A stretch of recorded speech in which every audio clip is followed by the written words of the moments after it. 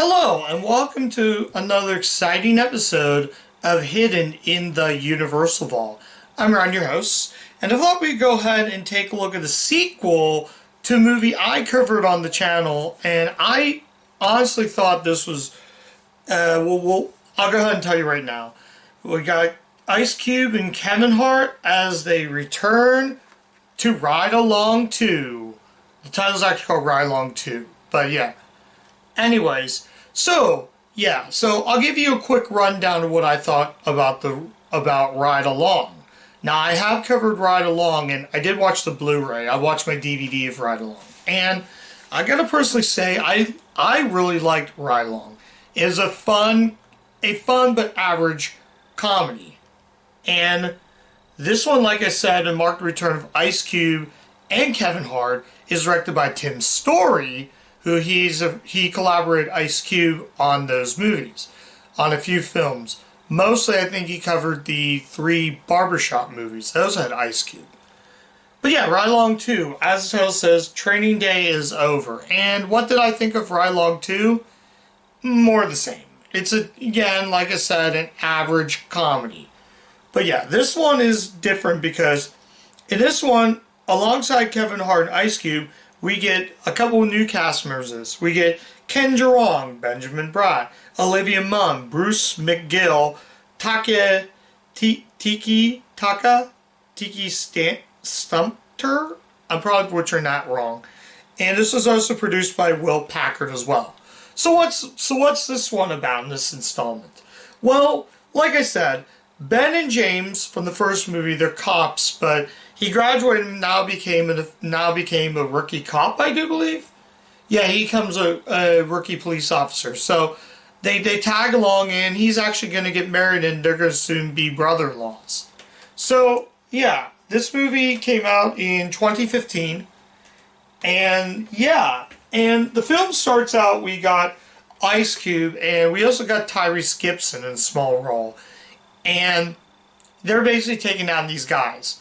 So he's soon Kevin Hart is soon going to get married. So they decide, we're going to go to Miami. And Ice Cube's like, what are you wearing? It's kimono. He's like, it's a kimono. So he's like, I'm going to Miami for well, you better get dressed and get ready because they're going to head down to Miami. So eventually they make their way from, I think, Atlanta to Miami to stop the main villain, which is Benjamin Bratt. And he's basically trying to do this whole little scheme, I do believe. So that's the sum about this film. And though I will think I like this one a lot because I believe the acting improved. But as I said before, it's just more of the same. But basically, it's in the if it ain't broke, don't fix it maneuver. So yeah, that's really what I feel like about this. The character's really good, the acting's good, and I really thought this was fun. And I'm trying to think what else can I say about this movie. Oh, Ken Jeong, as I said, there's a funny scene where Kevin Hart is chasing Ken Jeong, the guy from the Hangover movies. So he's chasing him. He runs in the house, and all of a sudden, the kid who does karate literally just punches him right in the family jewels, and he just drops like a rock. That is absolutely hilarious. So that he falls into a coop with a bunch of chickens. He freaks out, and all of a sudden, Ice Cube. I forget his character's name. James. So James is like driving the car. Is like, man, you're doing it wrong. So he's just driving while he's doing all the running. He's driving. So he parks. Ken Jeong just smacks dab in the front of his car, and is like, well, you're going to the police station, buddy. You're under arrest. So he literally places him under arrest, and he's in the car with him, and it's crazy. There's this whole plot. There's a funny scene where Kevin Hart's driving a crane, and he's driving it, and just smacks. And that's really some of this film. Like I said, it's fun. It's fine. But more importantly, the ride-along movies were just average. If you've seen Ride Along, you're getting more of the same. If you liked Ride Along, you might like this. But if you thought Ride Along was average, you might not want to watch this. You probably won't miss much. But is there any flaws I can say? So what are the flaws?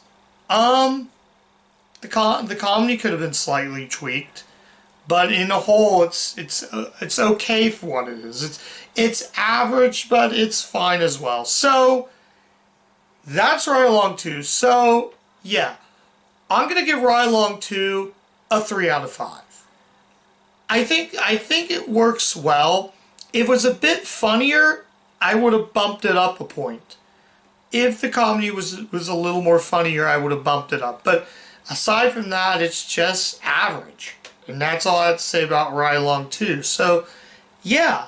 So that's my review of Ride Along 2. Thank you guys so much for watching. If you do like the content of the channel and you want to see more of this stuff, you can head over to my channel. I got plenty of reviews, tons of content on the channel, tons of reviews. So, yeah, that's about it. So, yeah. And as always, keep watching those Universal movies. And I'll catch you guys next time. Bye.